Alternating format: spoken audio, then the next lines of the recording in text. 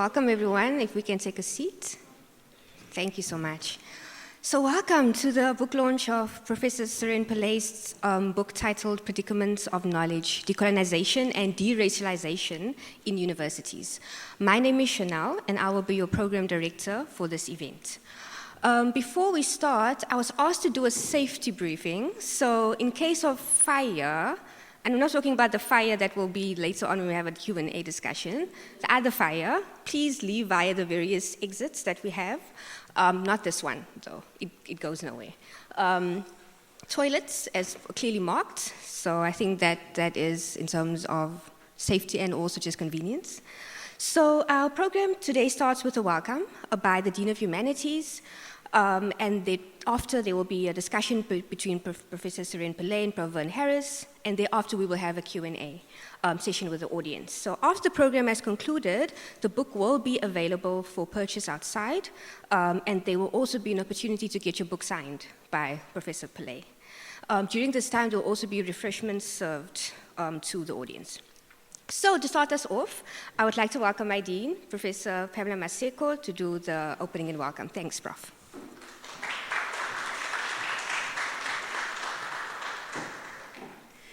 I have to carry the book, even if I'm not speaking to it, but I have to show you how it looks like. Good afternoon. Hi, Bo. Molweni. Ninjani. Japhila. It's a real pleasure to welcome you all to the launch of this wonderful book, Predicaments of Knowledge, Decolonisation and Deracialisation of University, by a dear family friend, Professor Suren Pillay. Before I get to that, I just want to extend special welcome to you, Suren, as the author of the book, and of course, Professor Werner Harris, who's the friend of the university. And I want to claim you, Werner, as well, as a friend of the faculty, and of course, in your formal role here as the interim director of the Transdisciplinary Institute for Mandela Studies. And Prof. Harris is also the respondent in conversation with Professor Pillay. Also, Professor Makokwana will be offering her response to the conversation in her closing remarks. And lastly, but most importantly, staff, students, and committee members in attendance, both online and in person. A hearty welcome to all of you here today. Amongst the entities and people I need to acknowledge are the Human Sciences Research Council, and the Nelson Mandela Transdisciplinary Institute for Mandela Studies, represented here by Professor Harris, the Chair for Critical Studies in Higher Education and Transformation, and of course our faculty, who have collaborated to bring the book launch here. Terry Lucia, who initiated the collaboration, was still at the HSRC. And of course, I want to congratulate Terry in his new role. And Angelique Wilshoot, who has taken over the role that was played by Terry whilst at the HSRC. The South End Museum, who are always so willing to open this space to the university, and we're really appreciative of the relationship we have with you as the university, and specifically the humanities faculty. And of course, I want to acknowledge the publisher, without whom this book would see the light. And so I acknowledge the Wits University Press. As indicated earlier on, Professor Suren Pillay and my family share a long history of engagement I recall the lively academic sparring. It was with, maybe not so much with me, maybe I was an onlooker at that stage. You'll understand why I'm saying this, because this engagement will be over braai and beer and whiskey and lots of other things. Lively academic sparring on issues that you are engaging with in this book. They may have been at their formative stage then, because this is more than 30 years ago. So they may have been at their formative stage at the time, but lively discussion on the role of the university in knowledge advancement for public good. I recall those clearly. It is an honor for our university to be able to host you, Suren, Professor Pillay, for the launch of your book. It's an important book, especially for all of us in South African higher education sector, as we, more than any other time, and of course 10 years after the fees must fall, you reminded us earlier on that you celebrated this landmark at the University of Cape Town.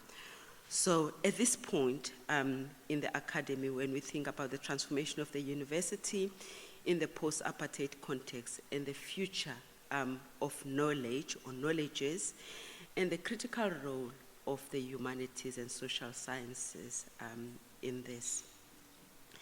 There is particular value for each of the collaborators in this launch, but I would like to speak briefly about the importance of the launch to the Faculty of Humanities at the university. Mandela University is the only university that we know of globally, I must say, that it placed the value of the humanities and their potential in transforming the university and society through the revitalization of the humanities as one of its strategic priority areas. As the humanities faculty, our intellectual project is driven by the need to reinvigorate the value of the humanities in addressing societal challenges, fostering critical engagement, and shaping transformative learning that contributes to social justice and sustainable development. This book we're launching today was in the long list of the Humanities Book Awards. And so that's a big thing. The Humanities Awards are the biggest awards nationally that recognize the work and the outputs from the humanities. So it was on the long list of the HSS Book Awards. And so it's captured in the narrative for those book awards, Suren. The book, it states, advocates for revitalizing our shared commitment as the humanities and social sciences to the public good. And so as the faculty, we share this commitment. Suren, congratulations for making it in the long list. People don't get congratulated, but we know that is a big fuss to get there. We often look only at the top 3 and not at the top 10, and we know that there have been hundreds of entries in that category. So congratulations on that. So over the last couple of years, as the faculty, we have been engaged in a recurriculation process. We see the process of re-looking or reimagining our curriculum as integral to our efforts in revitalizing the humanities in pursuit of our vision to be a faculty that offers transformative, Africa-centered humanities education that draws from African intellectual tradition and advances transdisciplinary knowledge that contributes to public good.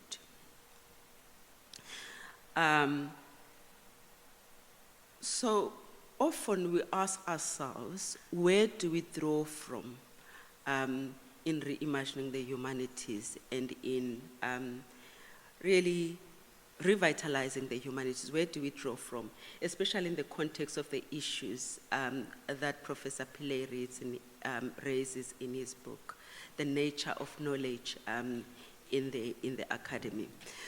So we engage all the time in the faculty about these issues. Most recently, our staff and senior students met to engage in curriculum conversations with the theme, the role of multilingualism in the diversification of the canon.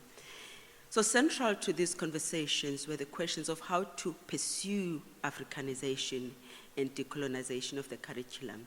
And so this book offers us a resource that we can use in those conversations. Pillay. So from the vibrant discussions, two main themes emerged. Firstly, the pluriversality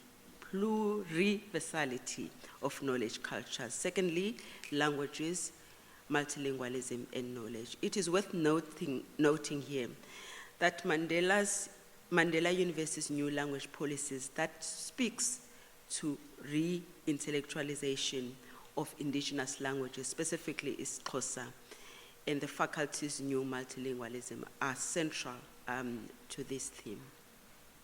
So, Prof. Pillay's book, which engages, amongst other things, with language and warns against the dangers of epistemological separatism, thus offers a profoundly useful resource to the faculty as we pursue this recurriculation project. Suren, Professor Pillay, thank you so much for joining us tonight. We are thoroughly looking forward to the conversation and what we can learn to sharpen our thinking, both as a faculty in the university, as we strive towards recognizing and actualizing humanities for and as public good. In the faculty, we say, "Usenze abantu," you've humanized us. And so we say, "Makwande," we invoke the spirit of growth and deepening and expansion of relationships. And we say, "Nangamso," we invoke the sustainability of relationships. Siyabulela kakhulu.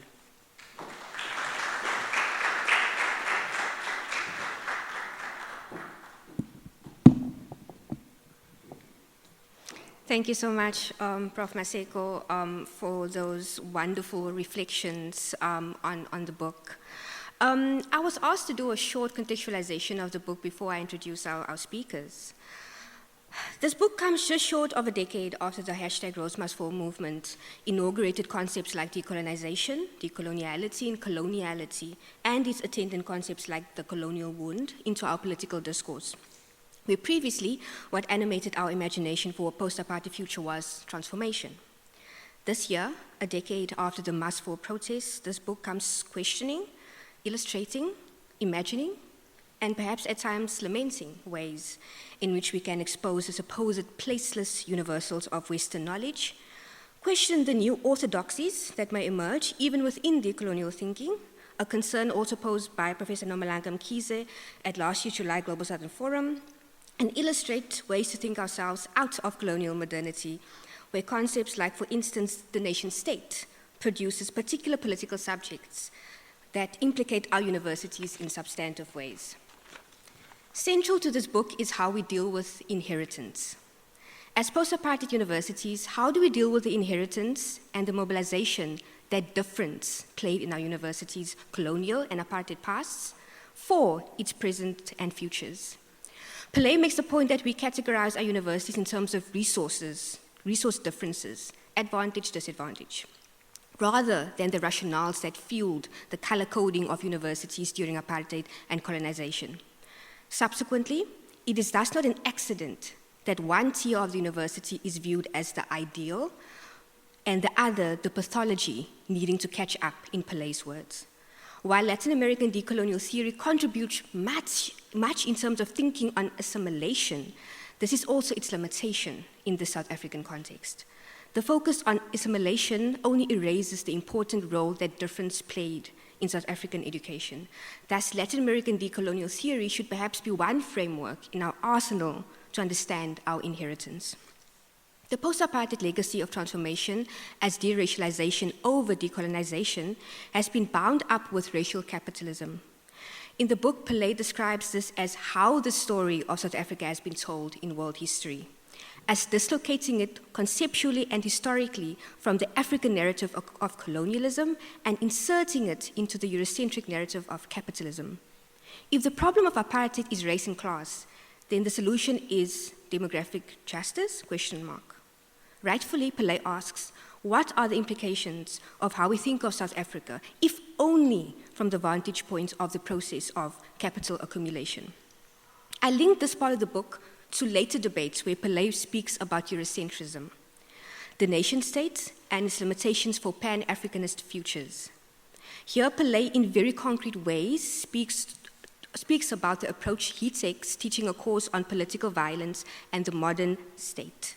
While normatively such a course would start with the Treaty of Westphalia, where reasonable men come to sensible agreements, Pillay instead starts in 1492 and centers the bloody and violent concept of conquest as an important starting point for the African genealogy.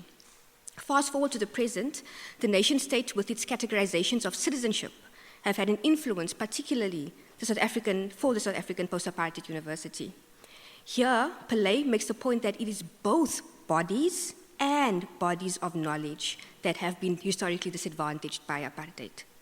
The #MustFall students have showed us that demographic justice is not enough if not coupled with epistemic justice. As such, how do post-apartheid universities, in terms of appointments, deal with the inheritance of apartheid legacies that have denied universities the knowledge and expertise of the larger colonized part of the world, whose lives and experiences the majority are so intimately connected to quote Pillay? Lastly, this book makes a brilliant contribution to thinking about the humanities, to critiquing scientific knowledge, pedagogy, and thinking through the political act of translation. In keeping with the same theme, I quote Pillay when he argues that becoming post-apartheid requires undoing colonial legacies in the humanities and social sciences from a place where they are new, but situated within a longer and larger continental and world history of decolonization. While Pillay makes many examples throughout the book, drawing from scholars across the world, I add the work of the Global Virtual Forum, who aim to show the interconnectedness of our histories and knowledges. One example I can make is Manuela Bowatka's work on deconstructing the homogeneity of Europe and thinking it as plural to the concept of unequal Europes. Her work also thinks Europe via the Caribbean and also via the historical conceptual frame of the Romani people and whiteness. In a similar vein, her approach, looking at Europe from elsewhere, has potential for South Africa and Africa, looking here from different elsewheres.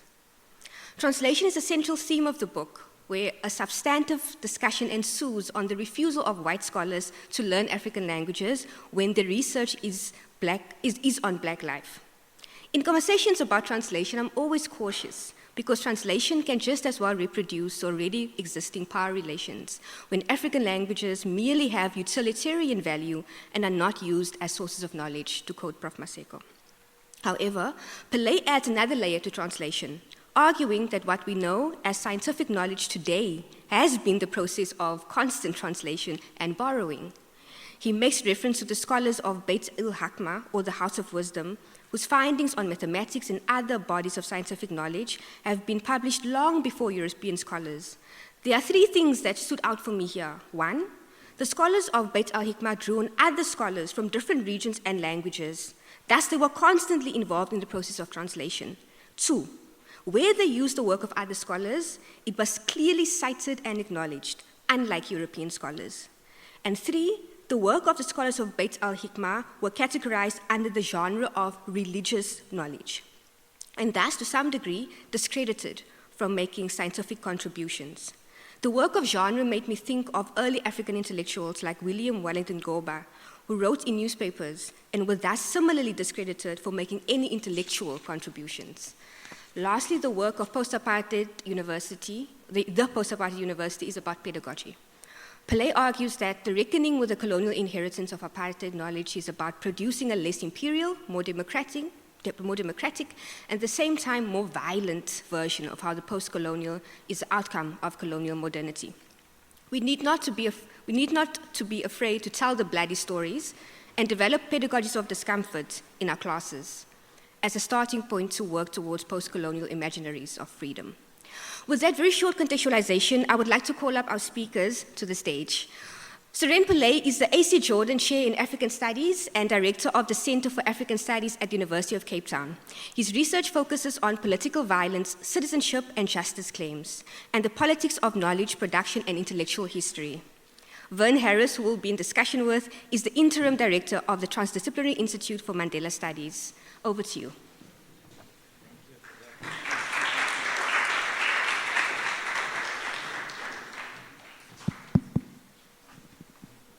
Greetings, everybody. Thank you for making time to be with us this evening and Corsi. It's going to be difficult to have a meaningful conversation sitting in these two big white couches, but we're going to do our best. So, Suren, where to begin? Maybe just to share, I was privileged to attend the Johannesburg launch of the book a couple of months ago at Wits, and you were in conversation with Victoria Collis-Buthelezi. I immediately bought the book and read it in 2 days. It's an extraordinary work because it's a work of scholarship, but it's so readable, it's so accessible. So congratulations. I think it's an important book. That's already been alluded to by others this evening. But let me jump straight in. Early in the book, you take us back to the 1990s when the transformation project was being conceptualized. And there was a sense that epistemic justice had to be part of that transformation project. But as I read your argument, we've privileged demographic justice and we've neglected epistemic justice. In the 90s, I was in government. I left government in 2001 because it was clear to me that much broader concept of transformation had been abandoned in structures of the state. Two questions for you. Is that enough, epistemic and demographic justice? Is there not other work that needs to be done, work of justice, in order to fundamentally transform institutions and society? The other question is, in terms of our use of that word, that term, transformation, is it a word we should be using anymore? Does it have any legitimacy given this history, with it in the last 30 years? Thanks, Vern. There's no gentle introduction here. It's straight into the most difficult questions, right?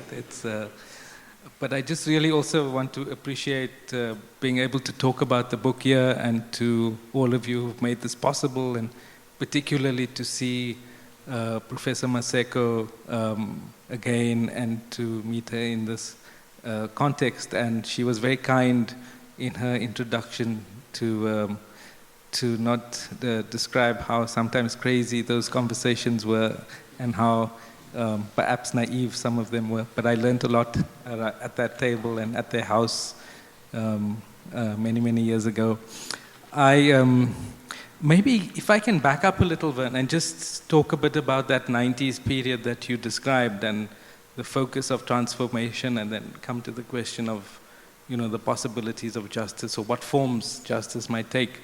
But just to contextualize it, perhaps, because from today's vantage point, we talk of the decolonization of knowledge, and we talk of decolonizing our societies, and as we had an event yesterday marking 10 years of the Rhodes Must Fall movement, and the removal of the statue, which happened 10 years ago yesterday.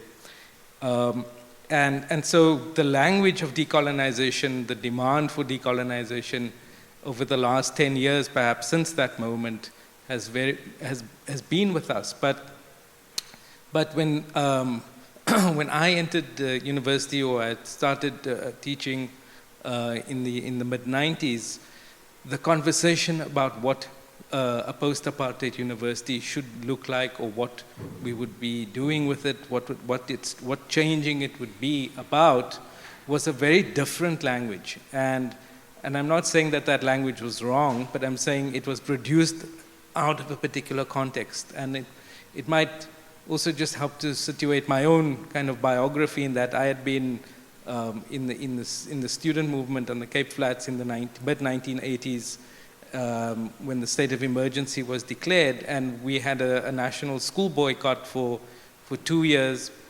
And during that time, the big debate was, should one not go to school? Should we give up education? Should we wait for the end of apartheid?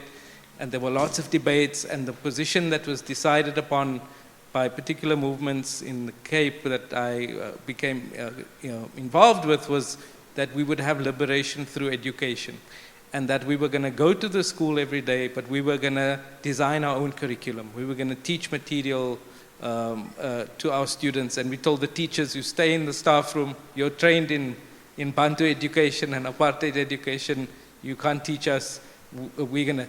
And of course, this was a very, as young teenagers can only be very, it was the hubris of youth. We thought we had all the answers.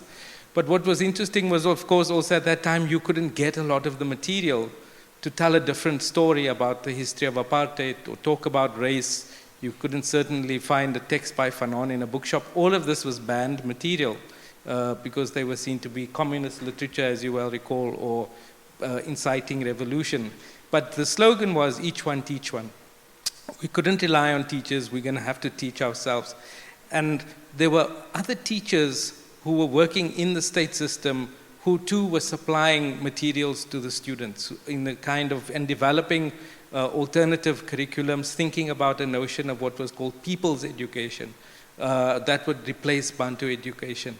And this was important, I think, for many of us because it inducted us into a conversation at the height of a very difficult period of repression when, in fact, sometimes there was a lot of despair, a feeling that we were never going to actually get to a point of being post-apartheid. Leaderships of liberation movement were in detention.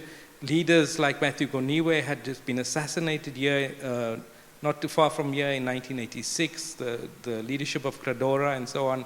So it was a period of actually despair, but yet within that despair, one was talking about what would we do with schooling, with education, with the curriculum after apartheid. And that was a kind of induction into, if you like, thinking about a future of education. We didn't have all of the languages that we have today, but yet that was there and continued into the universities in the early 90s when people imagined translating this idea of people's education. And being at UWC as I was, that was a very kind of fortunate experience for me because a lot of people were drawn in the 90s to places like that who had that mission, if you like, and Gqeberha and other rectors had invited people who were banned or exiled to come and work at the university to begin to work on these ideas. So it was also a moment of imagining the future, and the term transformation, I think, came out of that. There were these conversations about the curriculum.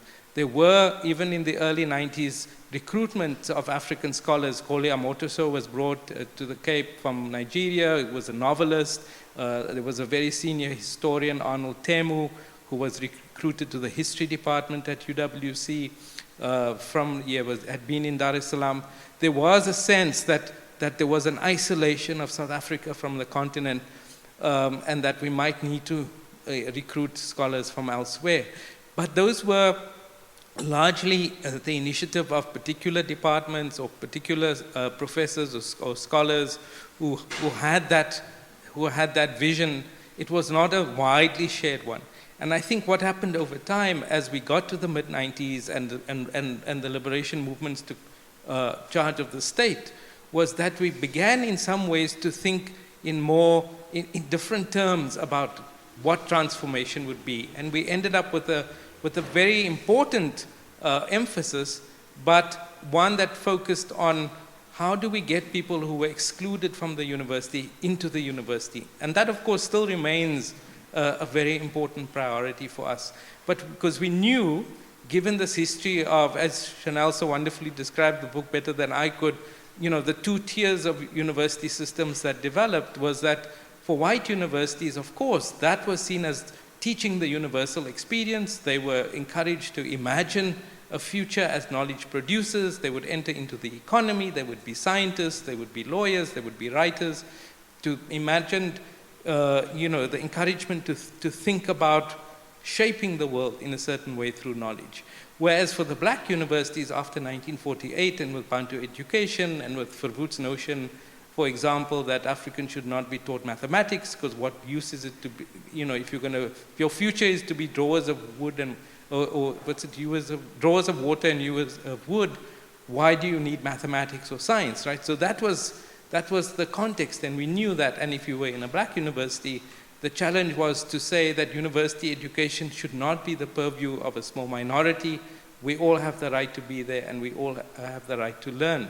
So we emphasize what I call demographic injustice, and we've seen important changes since '94 in that the student proportion of students went up, has doubled, in fact, since '94 in the university system. We created tiers of other universities we transformed the technical colleges and gave them university status. We have seen at historically white universities, the black student population increased, substantially to the point where at universities like WITS, UCT and Rhodes, there have been substantive changes. Black students make up the majority of students in most of the faculties, if not all. We still, of course, have the lag when it comes to staff representation. But all of this is to say that we put our energies into thinking of transformation in those terms, because that was a very real and difficult struggle to get the excluded majority into a university education or into higher education in some form or another, to begin to think about how to change the demographics of our teaching staff so that the people standing in front of you start to look more and more like the diversity of the world you see outside in the street and in the society, in the neighborhood, in the country, and probably on the continent and the world. But my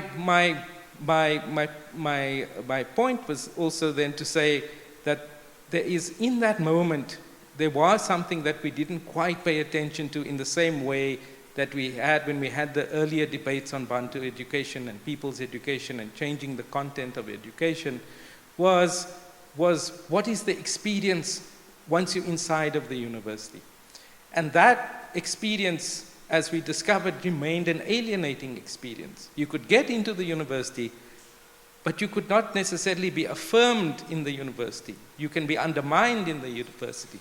You can be told that whatever you bring, that you bring nothing to the university, that the knowledge that you might know of or been inducted to outside of the university, you have to leave behind, that anything that is considered a cultural knowledge is not affirmed in the university. There was one kind of knowledge that was affirmed. It was knowledge that came from one part of the world, and it tended to be produced by one race of people in the world, and that was the universal knowledge that we all had to be inducted to.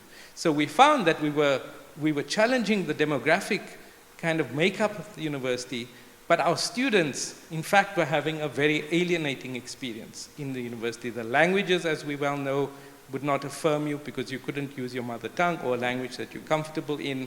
You couldn't bring in knowledge that was outside of what was authorized. And certainly, we thought anything that we define as a cultural knowledge or an ethnographic form of knowledge or a certain kind of religious knowledge would be outside. And that, I think, is what crystallized into the revolt that we saw with Rhodes Must Fall. But of course, it was not particular to UCT, right? It was a symptom of a despair, of an anxiety, of a feeling of alienation that I think defined life for most black students across the system, whether at historically white or at historically black universities. But it would emerge at historically white universities because those were still where the pressure to assimilate into a dominant culture or a dominant language or a dominant way of being was being experienced greater for those black students who were getting in from as a minority and then growing and growing and growing in numbers. And that's where I think we had the question of decolonization emerge, right? So when I and that I think is in a way where we're at. And so when I say that there's this history of thinking about change in the language of transformation, and that we tended inadvertently to define transformation simply in kind of question of our representation of diversity in the student body and our teaching staff. We focused on one side of the partitioning that apartheid did. That is to say that you are excluded on the basis of your exterior being, your skin color. But we didn't necessarily pay as close attention to the partitioning that apartheid performed inside of our bodies. That is to say, in our minds. How did that repression work to in fact say that whatever is in your mind needs to be has to be colonized. So how you think is also the product of that experience, right? And that's where I think we're beginning to say, or we've been asking this question since 2015 of what does it mean to decolonize? Now I became, I suppose, interested when I was thinking about this kind of shift over the years. I also became interested in why didn't we pose it as a challenge? Why did the question of apartheid as a form of colonial rule kind of how did we lose sight of that in some way? How do we account for that? And that's sort of where I turned to looking at the writings of important left scholars who were very critical to our understandings of apartheid, but who tended to see apartheid as simply functional to the needs of the economic system. Their investment was in showing the exploitative nature of apartheid as a functional political form that served a very exploitative economic system. So, for example, how did apartheid serve mining needs, right? When South Africa discovered gold and diamonds, it needed lots of labor to dig that gold that was deep in the earth. It needed a system through which to procure black labor. If people were living in the countryside and rural areas, they didn't want to go to towns, they needed a system to force young men into the mines and into the factories to need cash to be able to pay taxes, hut tax, poll tax, cattle tax. So all of that does give us some sense of apartheid and how it served the needs of a model of capitalism. But it also didn't tell us some things about, for example, how did this society become ruled by a European minority? What were they doing here? How did they end up going around the world and thinking that they can claim the land that it's not that, we all can land in a certain place or see people that are different to us. We don't automatically think that because that person looks different to me, I can enslave that person or sell that person on a slave market. I don't automatically think that I can take that person's land, right? There has to be, I have to have some way of interpreting difference that makes me think I'm already superior when I see a different person. So what was that? What were those ideas? And those, I think, take us to the question of colonialism and the centrality of colonialism to the making of the modern world, and the date of 1492, as you said, when we sort of date the European encounter with people who are not European. And it poses the question, what to do with these people, right? What to do with their resources, and how to rationalize that you can take it, that you can own it, that you can command them, that you can govern them. So that's where I see the importance of transformation and decolonization in a way going together. I'm hesitant to say we give up on the idea of transformation because in and of itself, I think we're all committed to the idea that the way things are shouldn't be as they are, that we have to change them. We were committed to that in 1994. We knew that we inherited a society with a lot of inequalities, and we have to change that, right? And that is what transformation, in a sense, is about, is to transform the world that we live in, what we inherited, to make it one that is more just and more equal, and so on and so forth.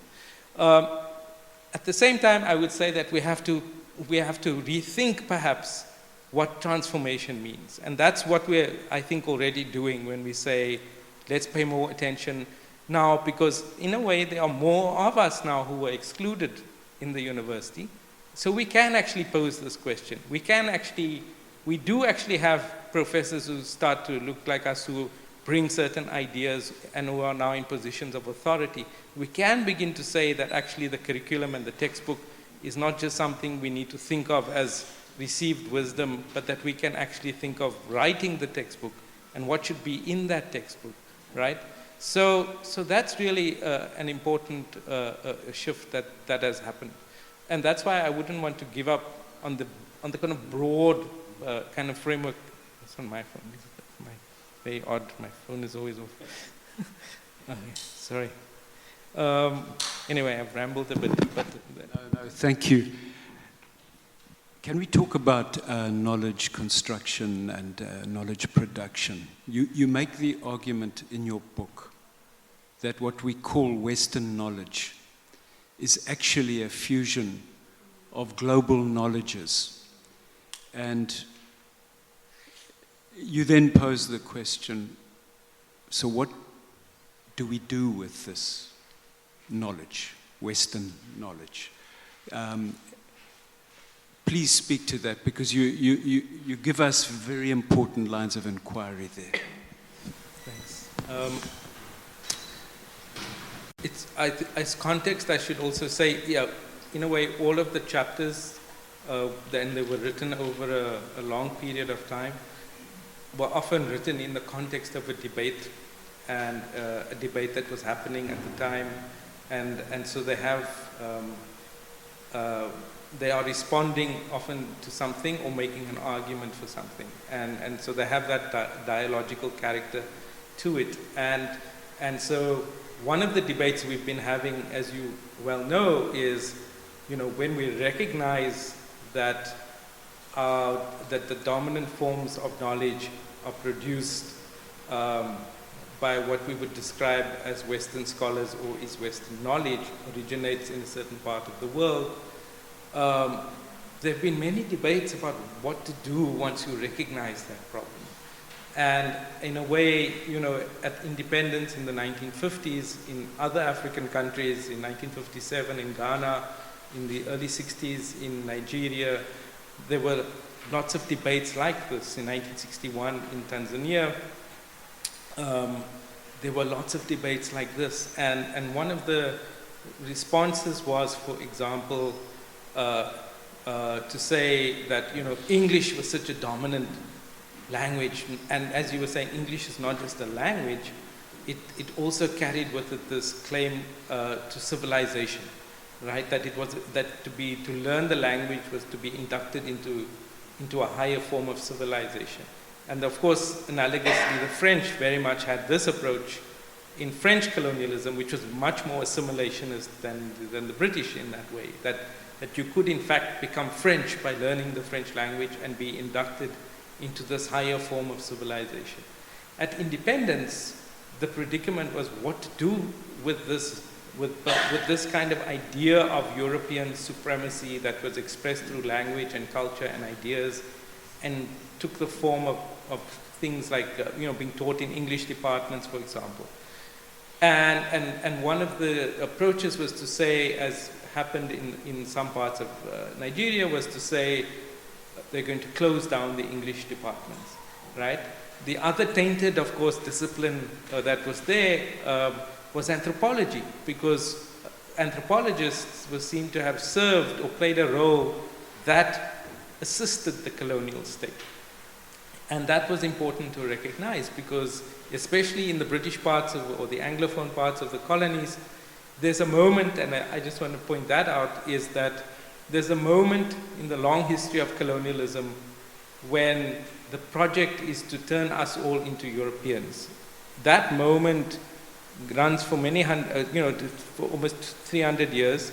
It is the project of civilization that is introduced to us through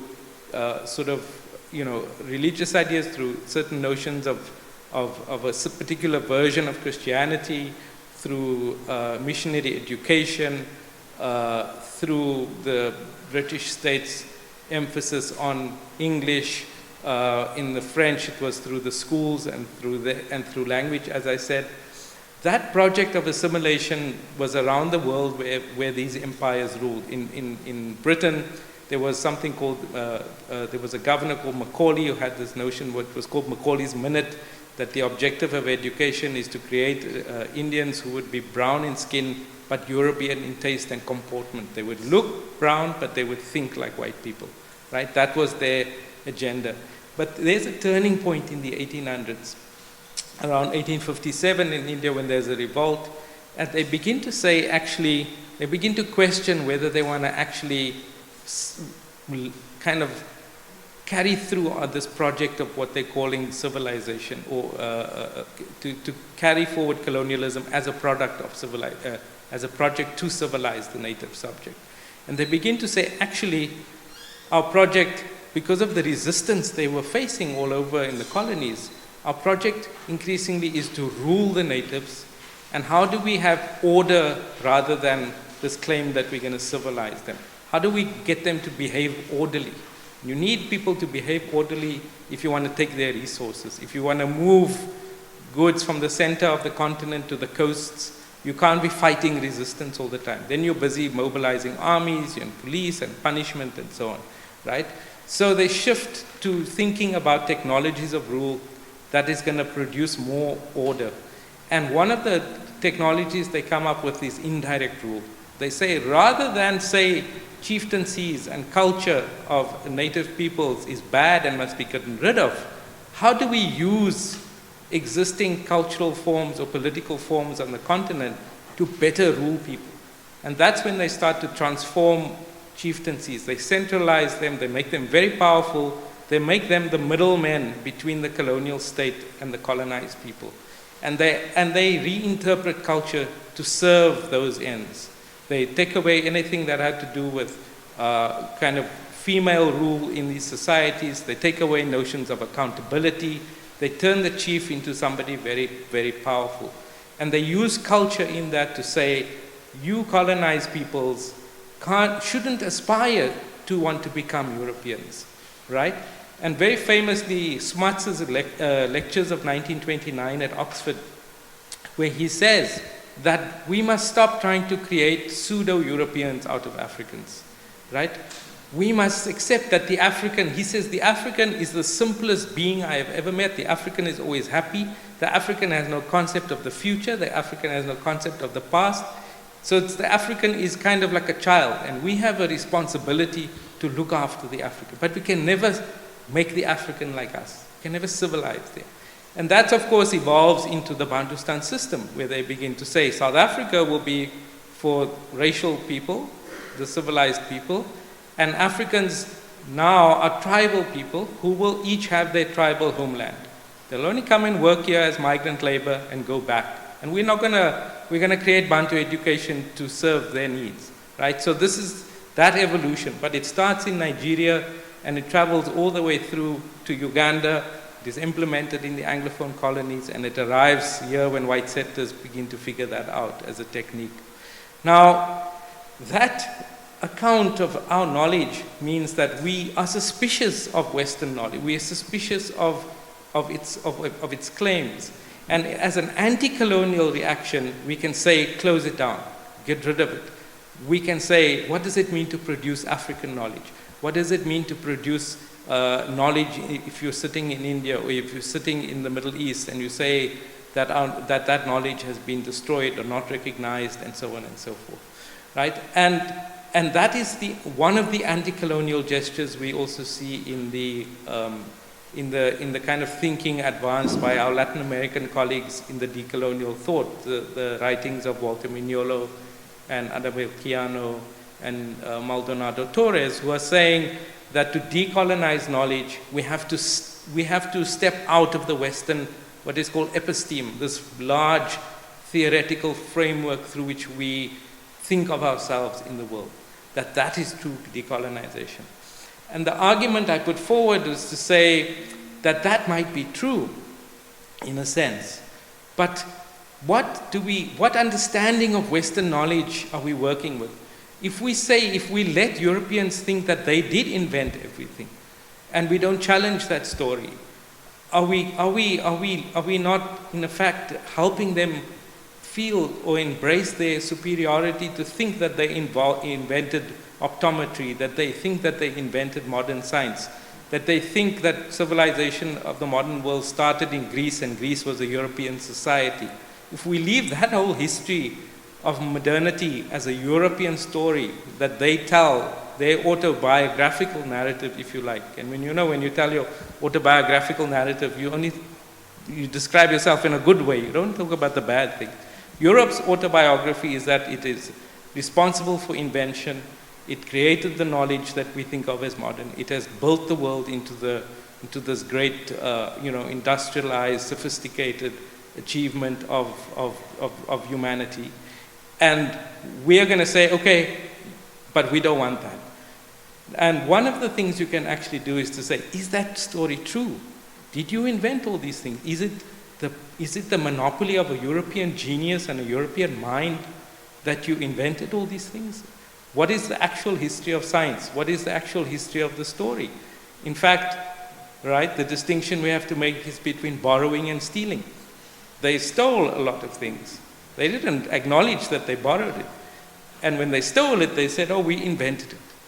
And I think that is what I'm sort of suggesting we need to challenge, that before we give up on the idea that Western is something that doesn't belong to us, that is outside of us, that we have no claim on, we should also challenge the story and say, actually, what you claim to be Western are ideas that you stole from other peoples all around the world to produce the story of genius, right? So why don't we recognize, why don't we democratize that story?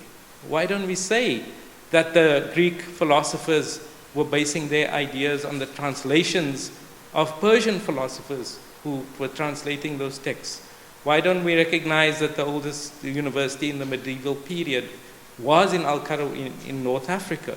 Why don't we recognize that Ibn Khaldun or Ibn Sina, the people who came up with some of these scientific ideas, were actually writing as Africans? They were from the African continent, right?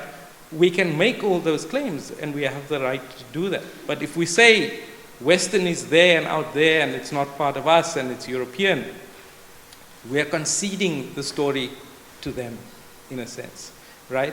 So that doesn't mean we don't think critically about Western knowledge or whether we want to embrace it or import it or to work with it or give it up. But I think it would be a mistake to also let that story live on, the mythology of European invention and European genius, without democratizing the story, right? And that's sort of what I'm suggesting should be part of what we do. Thank you. Last question before we open it up to the audience. So the longer histories, the histories before European colonization, become fundamental to the decolonization project. But in the book, you also reference Fanon in relation to decolonization being a task of invention, a work of invention. Can you elaborate on that a bit? And by the way, that's 10th anniversary of Rhodes Must Fall. It's the 100th anniversary of Fanon's birth this year. Yeah, I mean, Fanon is an extraordinarily important, in a way, influence or figure in our longer history of thinking about anti-colonialism and the kind of struggles against colonialism. He's, of course, somebody whose actual political history is important, being born in Martinique. In fact, it's interesting, in that project of French colonialism, Fanon is of a group of people, because of their civilizing mission, they had a theory, and I mean, this is just to go back a bit, the theory of, when we talk about race is a very particular modern construction that we can sort of date to around the 17th and 18th century. And it's a theory that, as we know, says that your intelligence and capacities, capabilities, can be determined by reading off your skin, right, what your capacities are going to be. How white, how close are you to be having blonde hair or blue eyes is the ultimate, the apex of intelligence, and then how that is distributed to other groups of people will measure their place in the civilizational hierarchy. And in that story, very dramatic kind of moment, Napoleon's invasion of of Egypt in 1794. Up until then, they thought of Africa as the dark continent. There's no sign of civilization.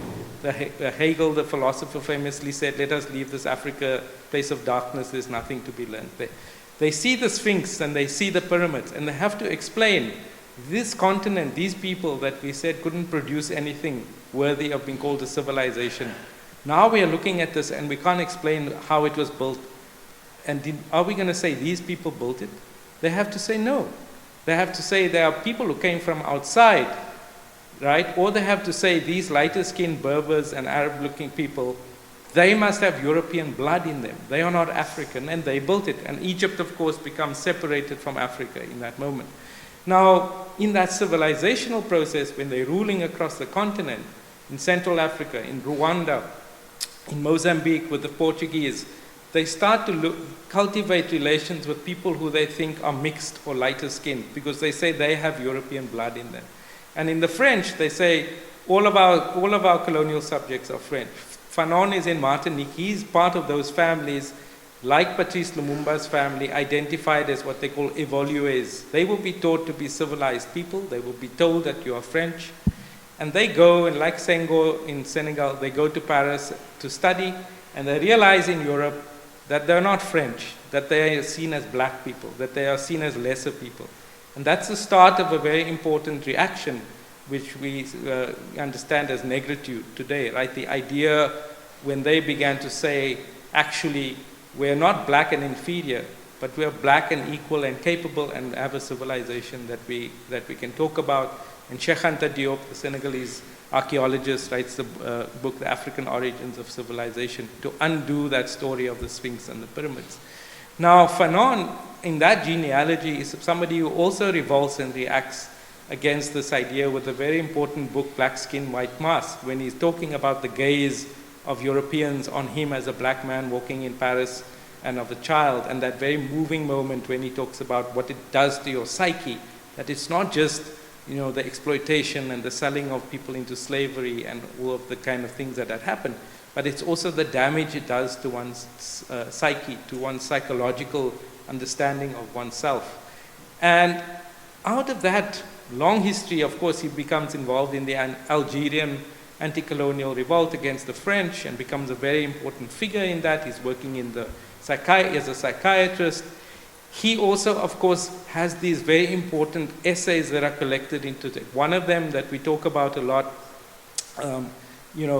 concerning violence, is the chapter in the English translation, in which there's often the argument put forward that Fanon, when he has that line about decolonization is always a violent process, was an interpretation of that was saying that Fanon was saying, if they have their violence is a cleansing force for the colonized. And that chapter was read in that particular way. There was a very important other chapter in that collection of essays, the essays called Wretched of the Earth, the volume, which is called The Pitfalls of National Consciousness. And that's at the moment when, in the early 60s, Fanon is glimpsing some problems in the anti-colonial struggle, when new rulers in Ghana and in Algeria are starting to be too comfortable as a new elite. They are taking charge of the new state, but they're not changing things very much. They're just becoming a new political elite. They're starting to begin to use the resources, all of the things that we are very familiar in our political discourse today. We talk about corruption. But this notion of neocolonialism, as Nkrumah started to write about it, is something that becomes visible to them. And the question that he poses in the conclusion of The Wretched of the Earth, which often doesn't get read, is this kind of provocation. Have we dared to invent the future? Have we let colonialism define our imaginations, right? So if we say violence is their violence, is he saying that we should react with violence? When he says that the black man is no more a fact than the white man, he's saying a whole lot of things about how we're stuck in a kind of action-reaction model. but that true freedom is going to come from sublimating, transcending, going beyond those categories, imagining something totally different. So if we're going to create societies, how do we create societies that are not societies that are reacting to what Europe has imposed on us? How do we imagine or dare to invent new possibilities? And that's where he talks about what decolonization might be, right? So, and I think that's, in a way, the real challenge that is with us 100 years after, as you commemorate Fanon, is when now that we are institutions, now that we have independence in almost all African countries, right?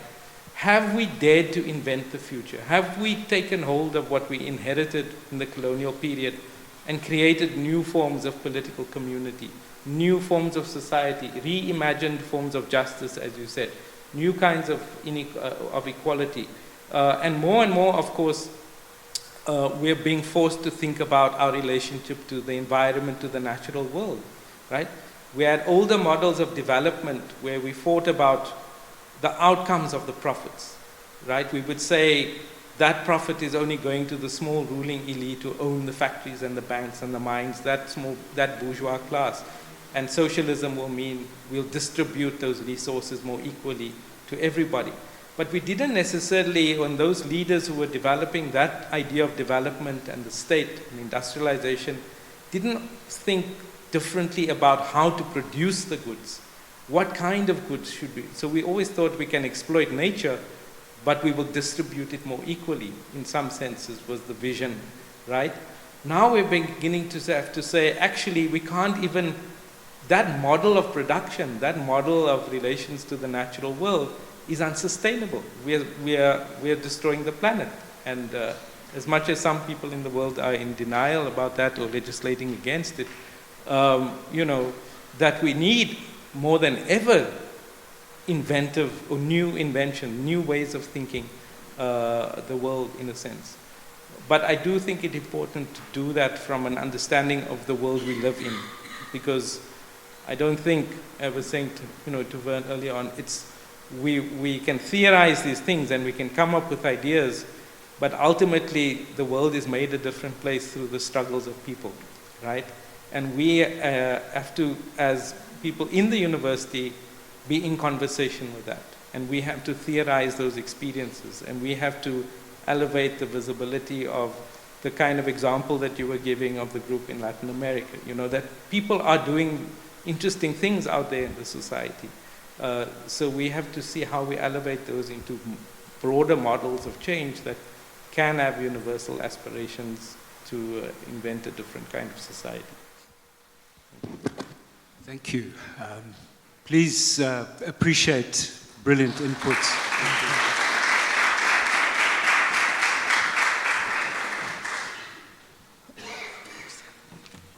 Okay, thank you so much to our for the lovely discussion, Prof. Harris and Prof. Pillay. I'll open it up now to Q&A, also online Q&A. So if you have a question, just feel free to raise your hand and we can have a lovely discussion. Okay, let's maybe take a round of, is that a stretch or questions? Okay. 1, maybe 3, 2. Yeah, okay, so you can go first.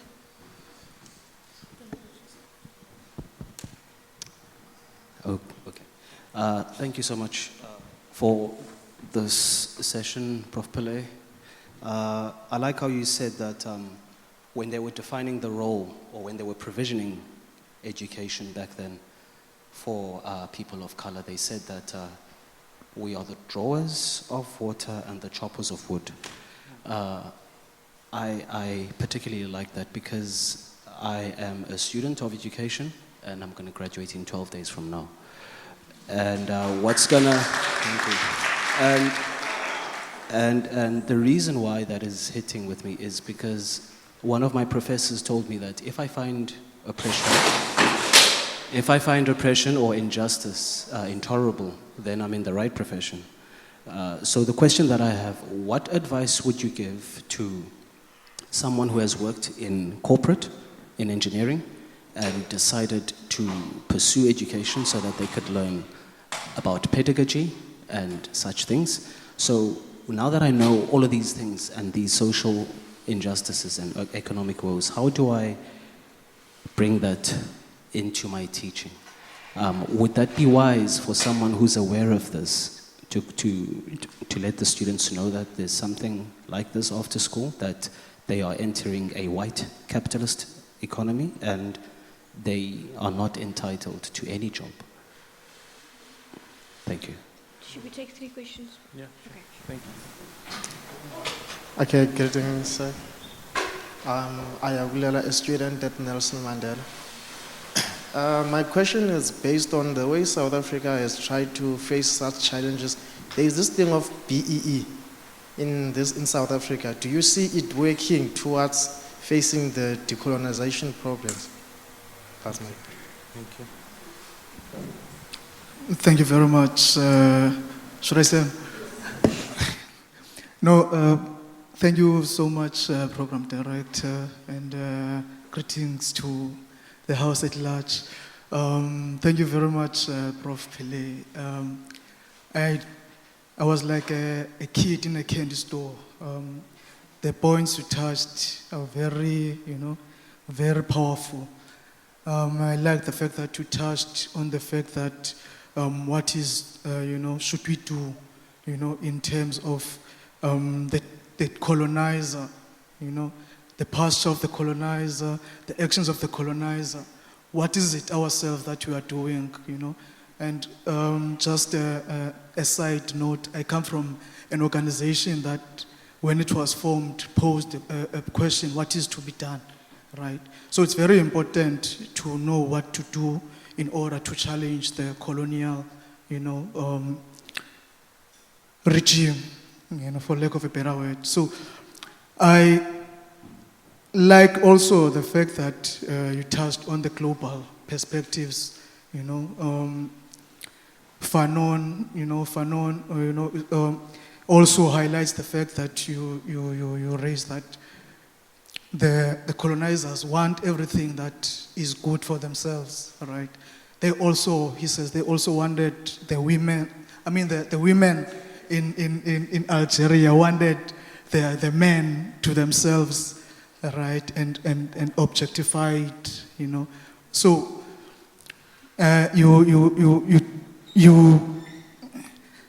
you raised a lot of important factors that I like. But my question is that, Prof, that what is should be done in order to rupture the dominance of the epistemic closure, right? I also believe that maybe it will touch on the point that was raised by my brother here, that what is to be done in order to uplift people of trades, of engineering and all. I believe that a community should impart their skills, because skills are important, right? If you have a particular skill and you live in a community, that you should take the kids in that community and then you teach them that skill, right?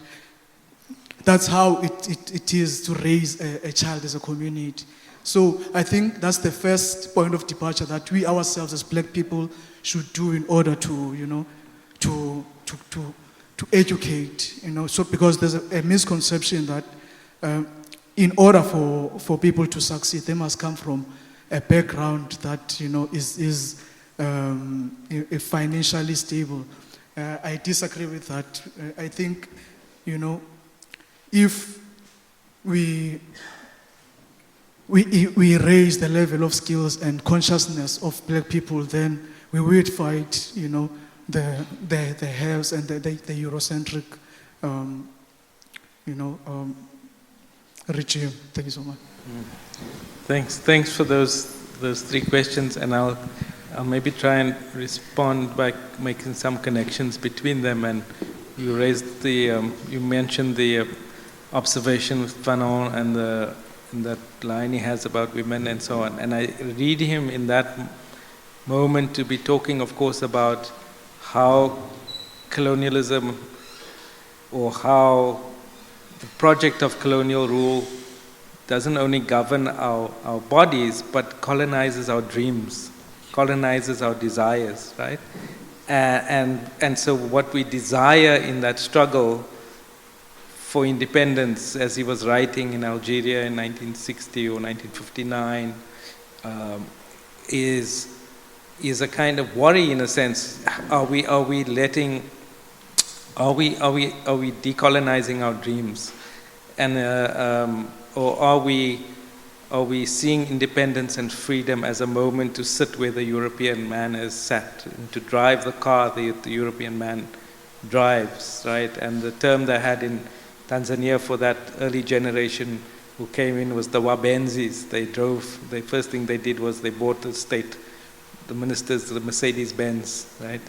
And so that already then they had a sense of, of the problem of not attending to the kind of psychic and mental and at the level of the ideas of how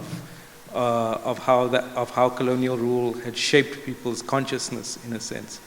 And I think that with the question of BEE as you posed it, right, is that in the kind of formulation of it does have a very sound kind of logic from a vantage point of justice, was to say how do we redistribute the wealth in the society in the context of a society that has not had an outright revolution, that has not expelled the people who own the majority of the land or own the majority of the resources, has not sent them packing, but we want to create a society where we think of justice as a place where all are going to live together and build a future society. And if you are going to live here, you're going to be committed to these values and aspirations of a more equal and a more democratic society. And that means finding ways to redistribute that wealth, right? To transfer that wealth from one group of people to another in a way that appears to not entirely undo the social fabric of the society. I think at that kind of most generous reading, I would say it makes sense. But when BE is translated into, is performed without necessarily decolonizing our desires, it means we think in very material terms about how do we use it to aspire to a lifestyle of the people who have ruled over us, who have benefited from an unjust system. How do we become those people? How do we get those resources? How do we live that life, right? And how do we use state resources and public resources to get there very quickly, right? And that's where I think we see all of the problems with it. But again, the larger question is, and that is a question for us not only on the African continent but globally, is are we at a moment where that kind of lifestyle is sustainable? Right? Is it something that we can actually, as human beings, will we survive as a species if we continue with those kinds of aspirations? Now, what we can do, in a sense, to come back to the question of the classroom, I suppose, because we're not necessarily, the university is not necessarily a political movement. But I think what is very special about the humanities, and at the moment very precarious about the humanities, is that we can, in the space of our classroom, talk about ideas that are not within the dominant or orthodox frameworks of the society.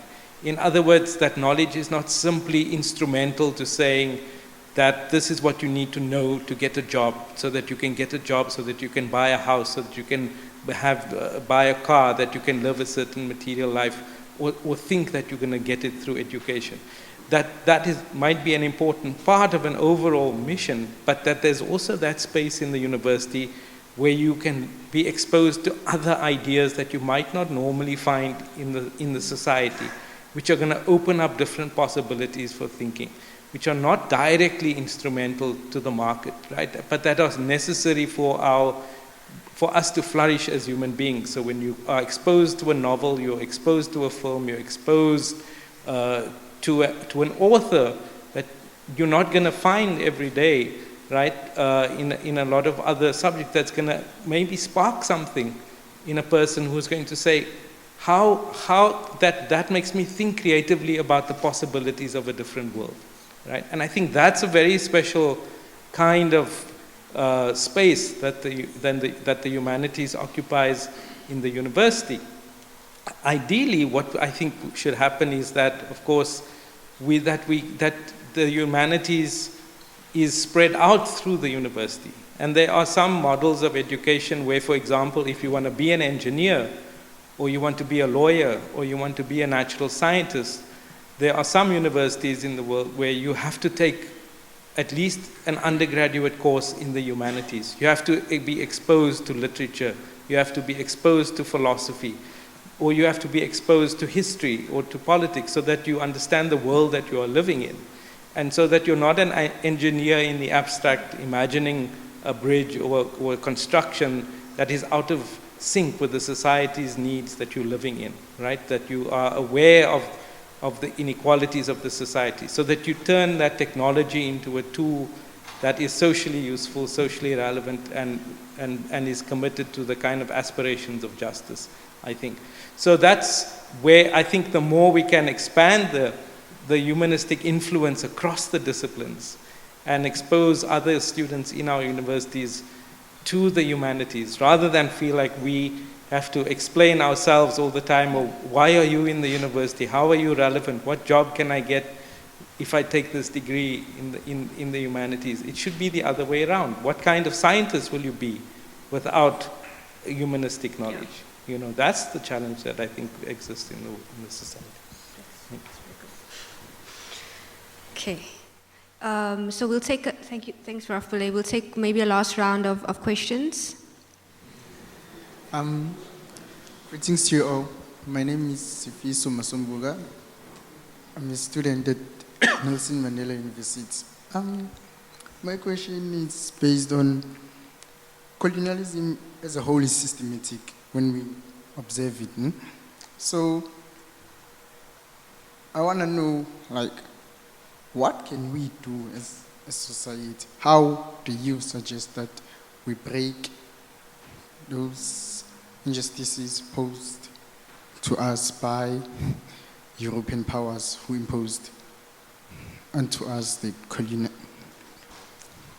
who colonized us, basically? I'm sorry, I'm a bit shy. Okay. So it benefits the colonizer for us to be like this. So my history teacher back in high school used to say, if you want good results, and you need to ask the right questions. So my question is, are we asking the right questions now?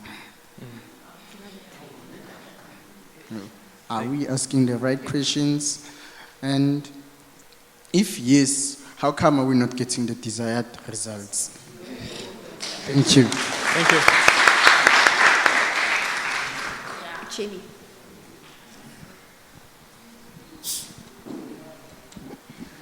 Thank you. I'm Jenny Dupree. I work at Crochet. So I was just thinking, Suren, when you were speaking about how the shift in all these different strategies used by colonial powers, so for assimilation versus, I suppose, segregation, and how, in a way, these ideas, all these strategies seem quite different to each other, but they both serve the same ends. And how what kind of comes back down to is what strategies you have for maintaining and perpetuating particular power relations. And that was also just making me think about what Vern was asking about. What other things do we need to decolonize besides epistemologies and demographics? I was just wondering what your thoughts were about solidarities and alliances. I'm just also thinking, I suppose, about the current state of the shifts in global power with the rise of Trump and everything that's happening there. And I suppose I was wondering what your perspective was. What would a decolonized kind of solidarities or form of like global alliances look like to you? Thank you. Okay. Yeah.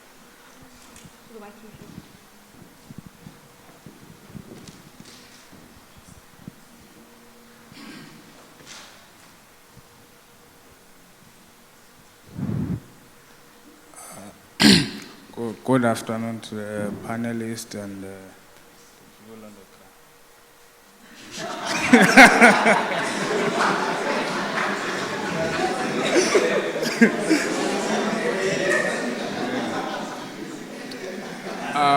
Thank you, Prof. Pillay, and the floor as well. My name is Lisakaya Patren, a third-year student in BCom Accounting here at NMU. My question is on the funding model that is used by the state in terms of us as students, which is known as NSFAS. My question is a bit long, but it's brief. Do you view NSFAS as a feasible funding model from states towards acquiring degree? Wouldn't like a payment directly from the state to the university without the use of this middleman, which is NSFAS, be a feasible solution to that, so as we prevent what we call financial exclusion? Because you'll find out, Prof, that we are 100,000 who apply for NSFAS from a poor society, and then you find out it's only 8,000 or 10,000 that is being accommodated in that. So do you think, when not, Prof, that a solution, this feasible solution whereby the state pays directly to the university and then we are allowed as a black poor society to acquire education, as many as we are, because there is a slogan that is commonly used of Baba, which is education is a weapon that you can use to change the world. But now this weapon called education is being attached to a fee, because you'll find out, I'm coming from this poor background, it's only me alone who's in the university. Others are there at home, they applied, we also applied in the same way, but the system chose, but oh no, let's take only part training, the rest we give them rejection letters. So a question from me to you, Doc, do you think,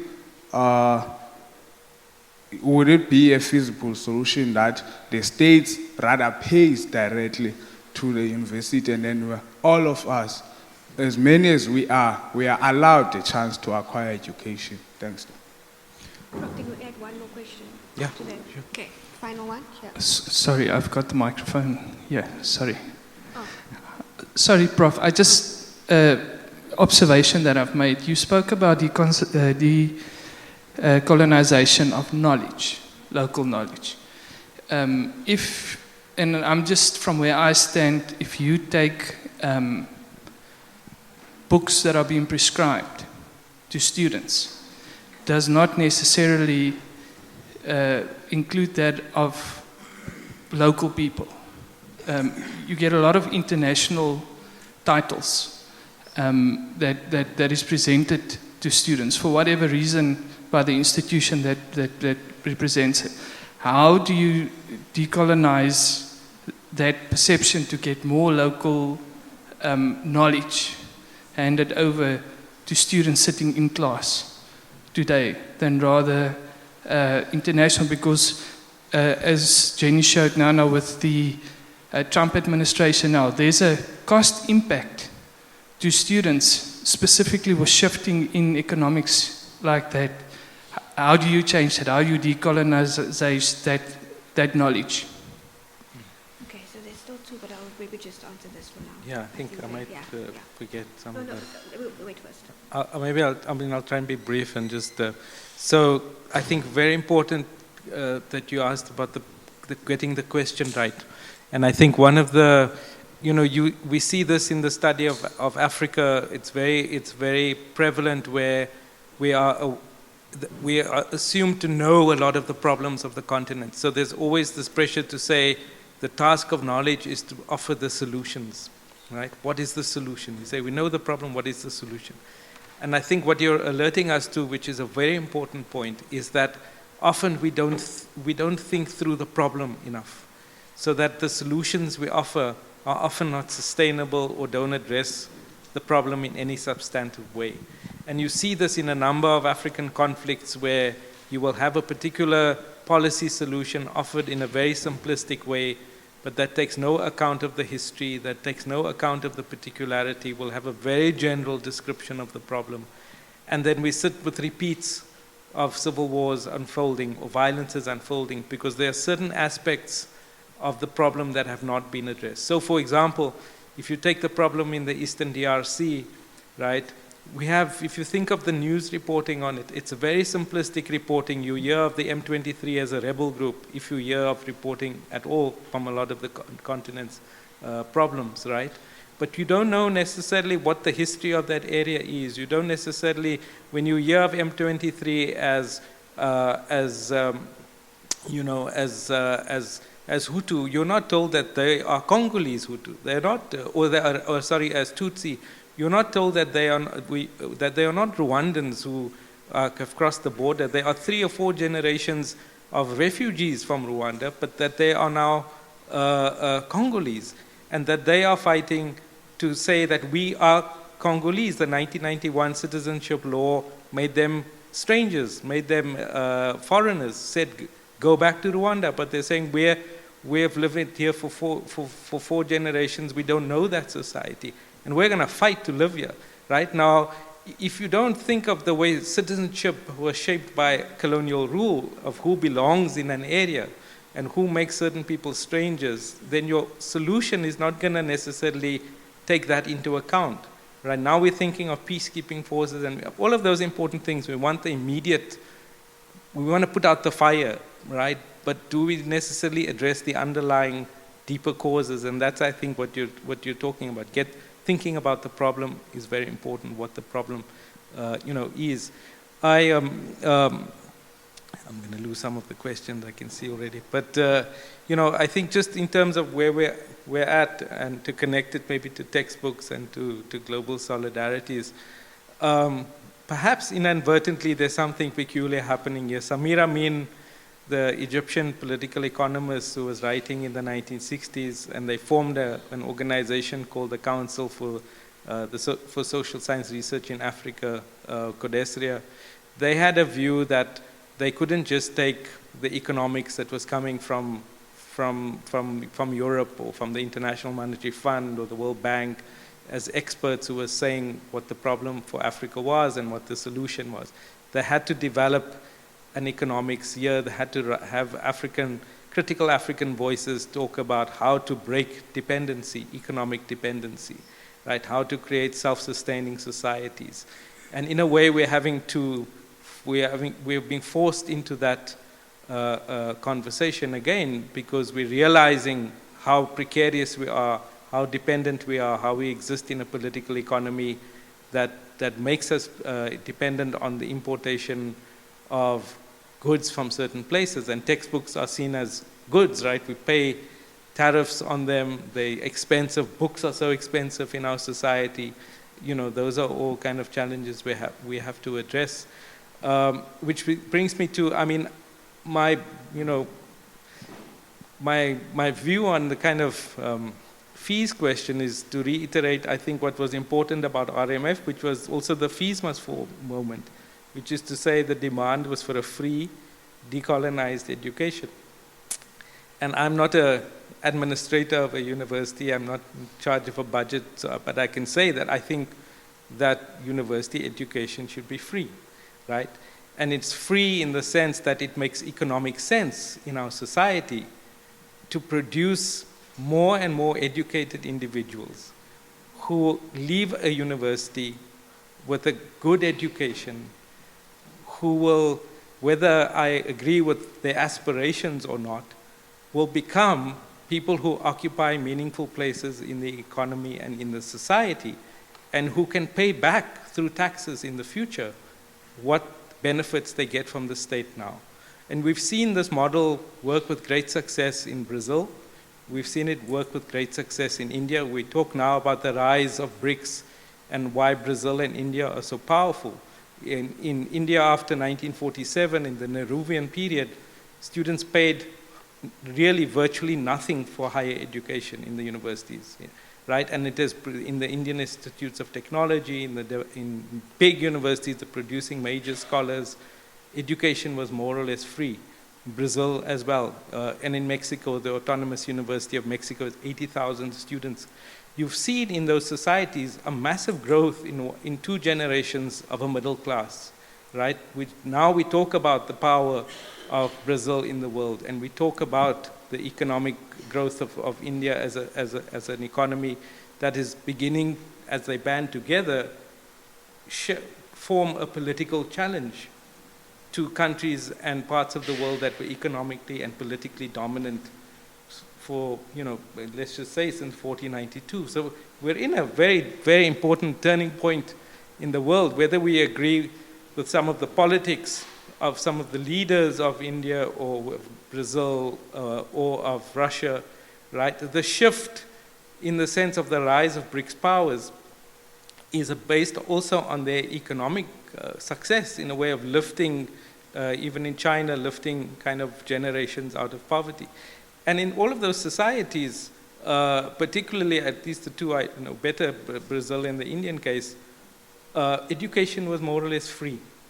But the benefit, free is not that you're squandering resources at that, or that you're acting in a populist way that the state doesn't. It makes economic sense, as we're beginning to see, and it makes political sense, right?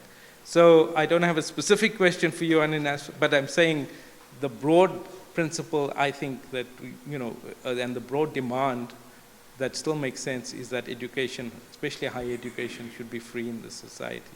And I think that, that will go a long way towards what we're talking about in terms of producing a different kind of generation. But it has to, of course, be a free, quality education that we also put the resources into producing. Now, in terms of these solidarities, as I was saying, I think there is a shift happening in the world. There are new realignments, and one of the perhaps inadvertent effects of being, going from the Mandela years of a darling, of having special treatment, of course, from being before that a pariah, and at some points being seen as a communist, or the future leaders as terrorists and communists, to then the success story post-94 is now we weirdly find ourselves as a pariah state of a very powerful country. And I think we have to be creative. It's going to be it means we're thinking, we orient ourselves to new alliances, new relations, new partnerships. We see it in our university partnerships. We see it in our funding arrangements. We see it, in all of those orientations. So I think it's also a moment, perhaps, where, a certain couple of centuries of dominant rule is not as secure in itself anymore, and that's producing a lot of anxiety. There are some economists who are saying that this is the end of the American century, and that the US, as that dominant force, is in a process of decline. And in the process of decline, many things emerge, and there will be lots of difficult things and violent things that will happen. But that's out of an important shift that might be happening towards the rise of other powers. That's as much as I suppose I can speculate. Okay, I hope it's okay if we go 10 minutes over time. Jenny, will that be fine? Because we have 2 more questions from the floor. And an online question, yes. Okay. Greetings, everyone. Just a moment, please. There's one at the back that was before you. Okay.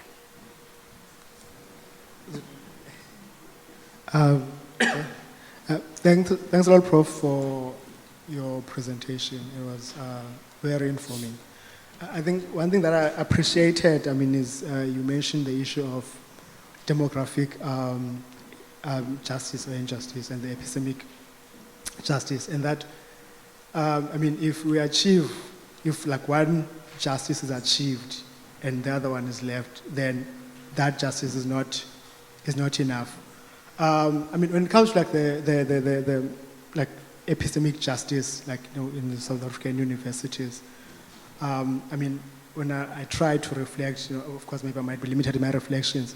It's as if there's been reluctance or maybe frowning upon changing, the status quo.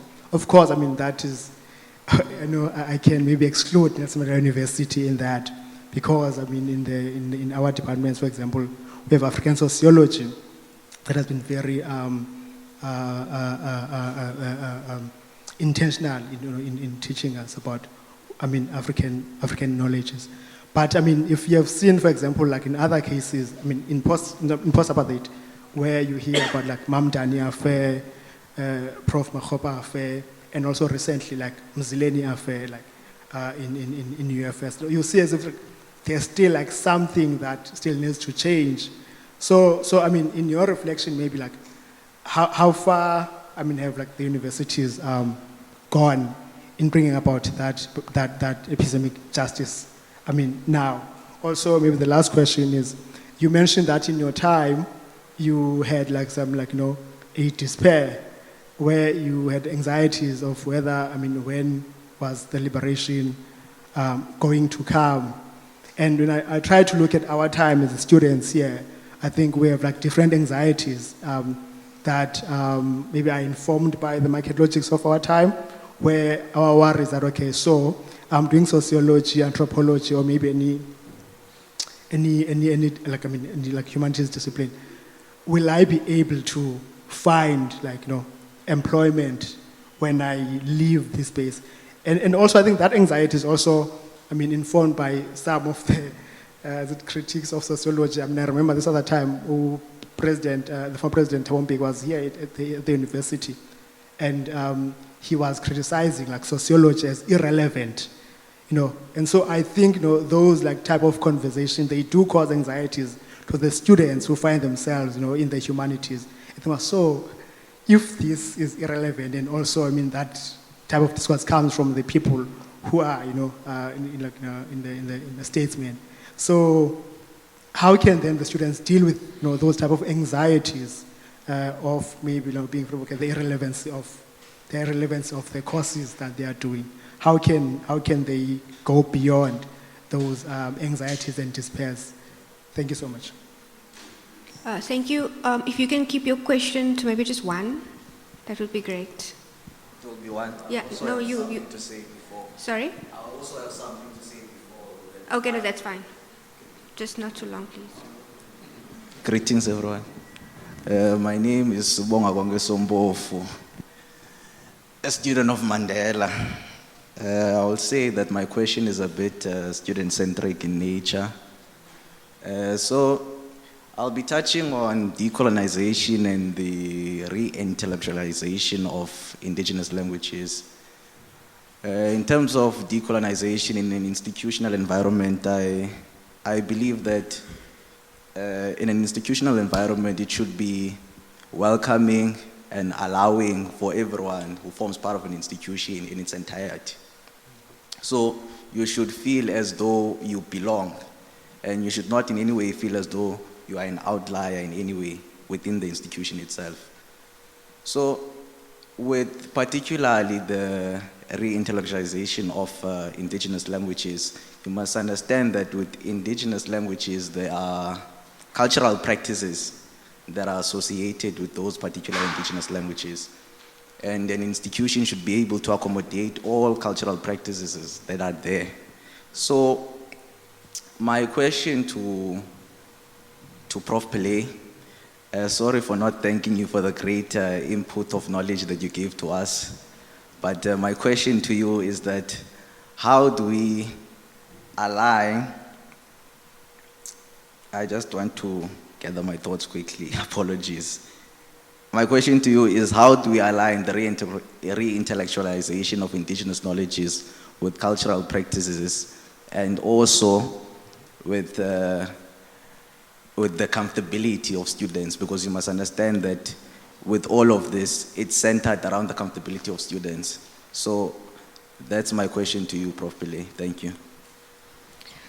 Prof. Pillay, one more question from the chat. Nkolisi is asking the violence that Fanon speaks about. How do we apply this to our scholarship in our quest to decolonize the university? Can you just repeat the last part? The violence that Fanon speaks about? Yeah. How do we apply this in our scholarship in the quest to decolonize the university?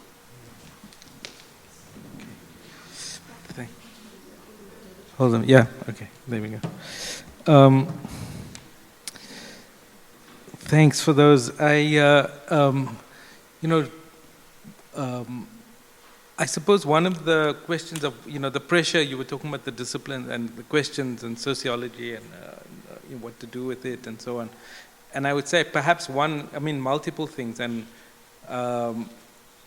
is that one is if, for example, if we're talking about removing the idea of debt and payment from education, one of the pressures it takes away immediately is sort of the pressure on parents who don't have generations of wealth and property to say you need to go and get a job so that you can get it, you go to university to get a job immediately so that you can support the family, because the sustenance of a family relies on that, right?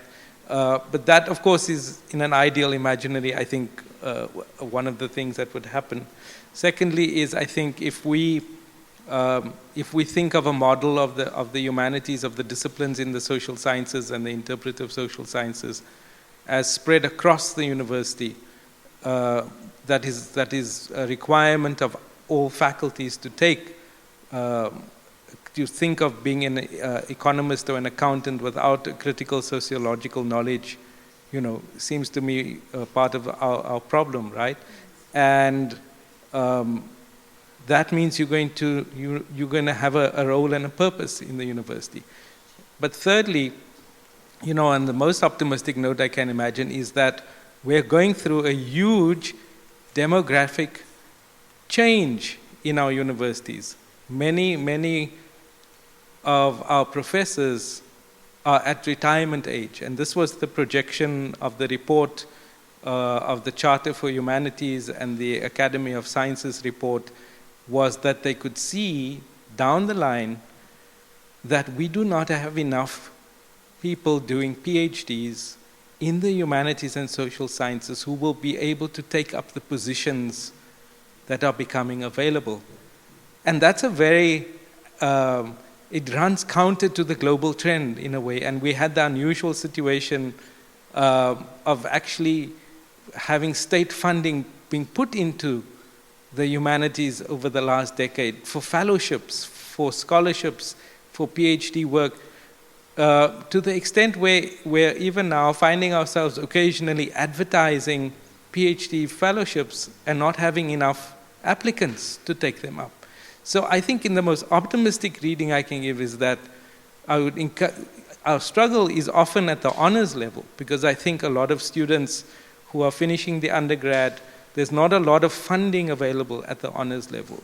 But once you make it from the honors into masters, there's more funding available. And certainly once you complete a master's, there's more funding available for a PhD, right? So I do think that we need people who are going to have to take up the positions in the university. And that's going to help us a long way with this question of demographic justice, because it means we're recruiting more and more homegrown students who will be able to take that up. And many of those are obviously going to be black students. So I think the character of our university's composition is going to change. Now, the other part of it, of course, is this question of epistemic justice. Because we can train generations who will look different to occupy the university. But our challenge is to also train a generation that not only looks different, but that thinks differently. Because we don't want to also just be occupying the spaces and doing the same things that those who were taught in Bantu education did. We don't want to repeat the idea that South Africa exists separate from the African continent, that South Africa looks only to Europe and America for its models and its aspirations and its knowledge and its textbooks, right? We want to say we want to look to the world in a different way, and we want to produce students who can think in that world in a different way, who know that there are intellectual traditions and ideas in the north of the Limpopo that see the African continent in its full worth from Cairo to the Cape and everything in between, that can talk about the histories and traditions of knowledge in the global south, in China, in India, in Latin America, in the Middle East, that are aware that there's a world out there outside of Europe and America and North America.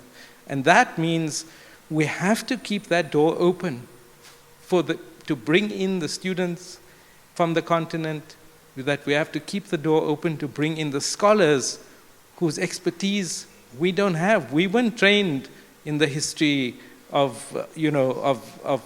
places outside of Europe and America. We know the history of Europe and America very well. We know the story of 1648 in Westphalia. We know state formation. We know not so much about, medieval African history. We call it pre-colonial. Pre-colonial is a big blank. It's like non-white, It's what you're not. Pre-colonial is before the... So we periodize often, we say pre-colonial, colonial, post-colonial, right? In that periodization, it's Africa before the white man, Africa with the white man, Africa after the white man, right? And what was there before? Where's the resources to develop the scholarship, the understandings, the historians, the archaeologists, right? The work that is being done in Timbuktu on the manuscripts. There are ancient African oral traditions, but there are also ancient African written traditions. There's the scripts in Ethiopia. There's the Aksumite writings we call hieroglyphics. There are more pyramids in Sudan than in Egypt, right? And there's written text there. So there's a lot of kind of rethinking that will help us broaden. But that means we need to we need to not close ourselves off from allowing African students from the continent and African scholars to be part of our universities, to enrich us so that we learn from them, but also that we contribute to the development of a scholarship on the African continent, where the reality is institutions are quite weak, where the developmentalist agendas have unfortunately driven imperatives. There are very few universities on the continent where you get state scholarships to study humanities, where you get subsidies from the state if you publish a book or produce a PhD in the humanities, because resources are tight. People will say we can't afford the luxury of that. The World Bank came in the 1980s and said higher education is a luxury for Africans. You have to cut state funding, right? So there's been a lot of damage done to and we have, I think, that task, that responsibility, that role that we can also bring scholars here, not only to learn from them, but that they will go back to other parts of the... But that's increasingly the reality is, as those of you who are in those decision-making roles will know, it's increasingly becoming very difficult for us to bring scholars from the African continent here and to bring in that expertise, right? So there is a narrowing if we let that development happen. And that's where I'm arguing that, not in a kind of, that there's one position you can have on this, but that there is a relationship between this demographic injustice and epistemic injustice, and that they're both legitimate problems, both legitimate injustices, and that we have to look at context when we're making those decisions so that we don't cut ourselves off from this expertise that we need from outside, from the knowledge that will produce a different orientation for ourselves to locate ourselves in the global south and to think of ourselves as part of that global south, right, and making a contribution to it. Thank you. Okay, a round of applause for this wonderful discussion.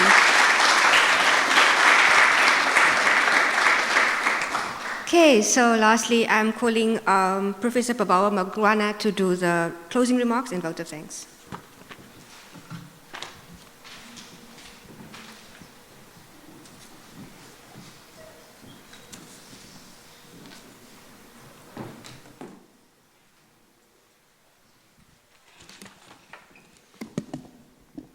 Thank you, colleagues. Thank you, Chanel, for guiding the program. And thank you to Krishat, Jenny, for inviting me. Andre, I believe, is watching online. And again, I'm sorry for not taking up that part then.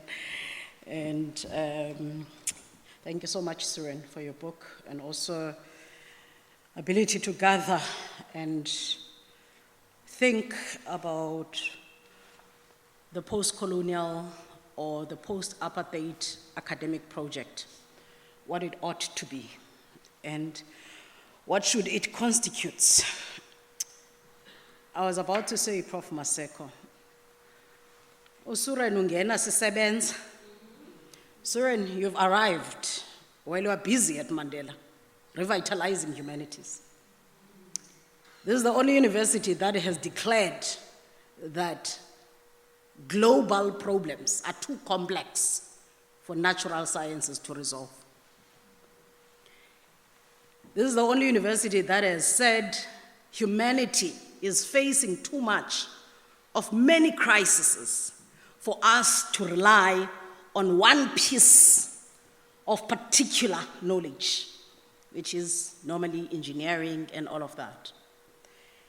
And you've caught us while we are still saying, unfortunately, elitism of what a university should be is no longer part of the question for survival of knowledge and university in Africa, unfortunately.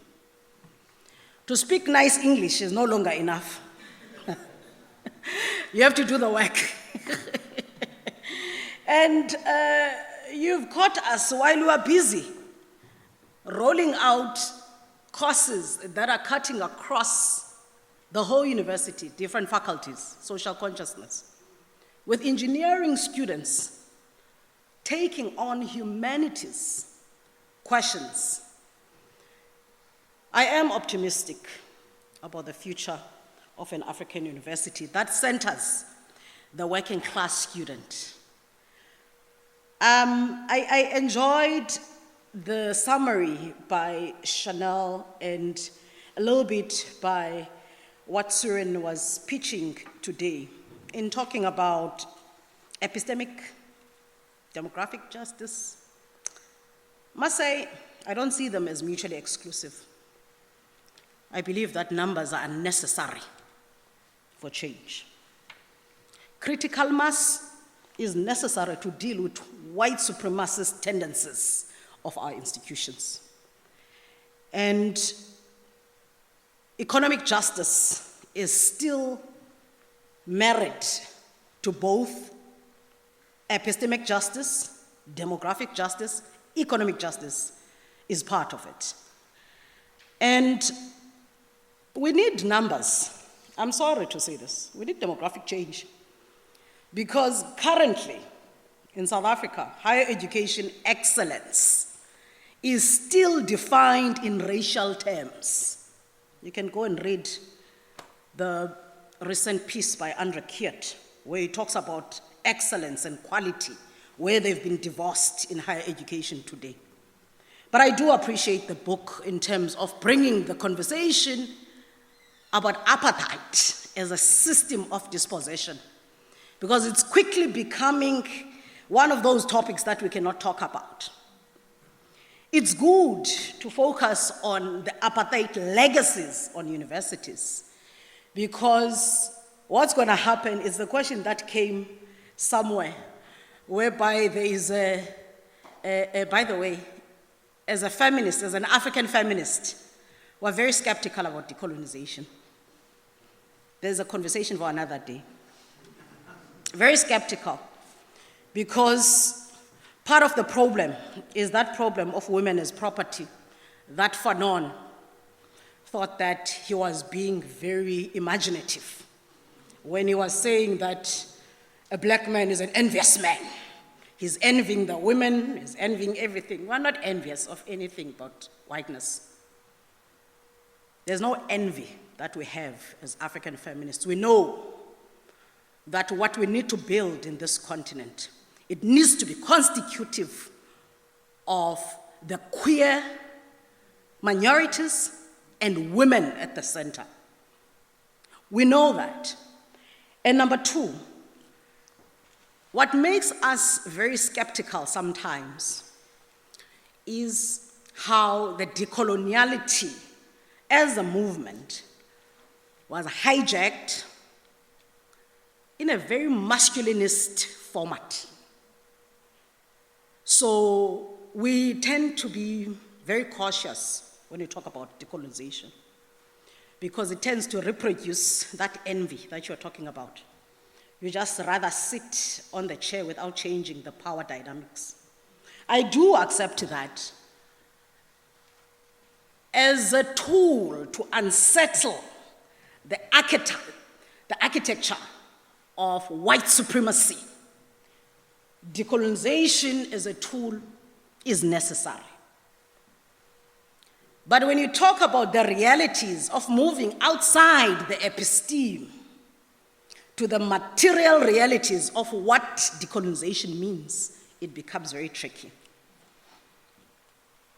I do agree that decolonization as a tool, even though we are cautious about it, it does help us in terms of opening for alternative stories in a system that sees colonialism as all-encompassing and ever-present.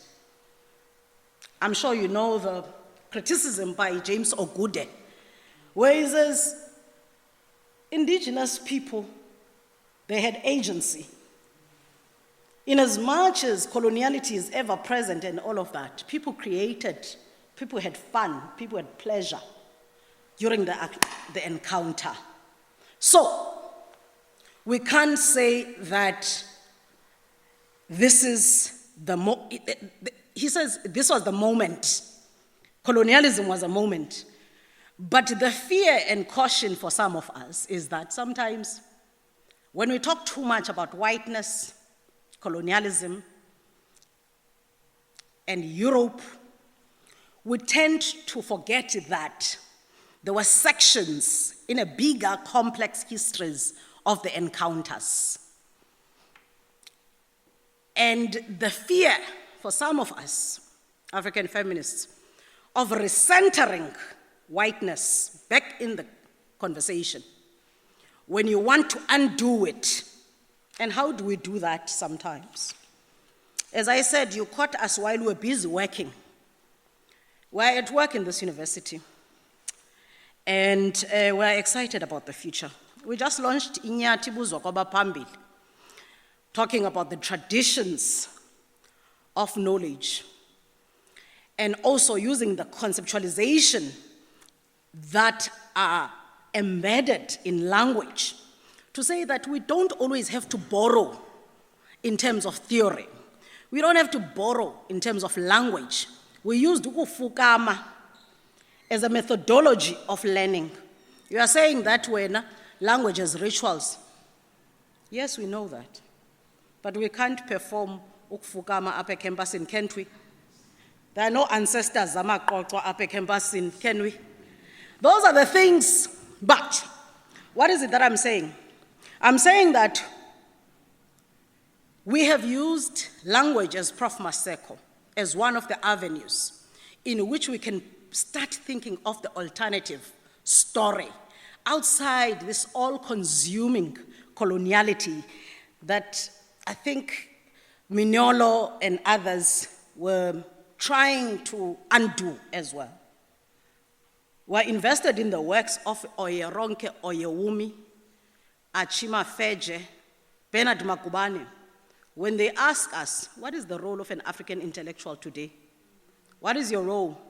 Is it to eat and be satisfied and close the doors behind you? But we're excited that there are still people like Suren who are challenging us about what ought to be and the limitations of the transformation project that needs to go beyond the demographics. I just want to thank the following people. Obviously, the offering that Suren has given us is going to last for a lifetime. It's quite detailed and historical. Professor Thierry Lucia for initiating the collaboration, and Angelique. Professor Maseko, Humanities. Professor Van Harris from Teams. Chanel van der Merwe for directing the program, the Crichet team led by Jenny Dupree. The South End Museum, apparently there are nice refreshments outside, and they are provided by Crichet and Teams. the support staff that were involved, and all the students that are helping, and the AV team at the back by Village Media, Van Skyke for selling the books here today, and everyone in attendance, colleagues. Thank you very much, and please get the book. Let's continue the conversation. It is necessary if we are going to imagine a fuller future that is complicated, but also yet exciting. Thank you very much.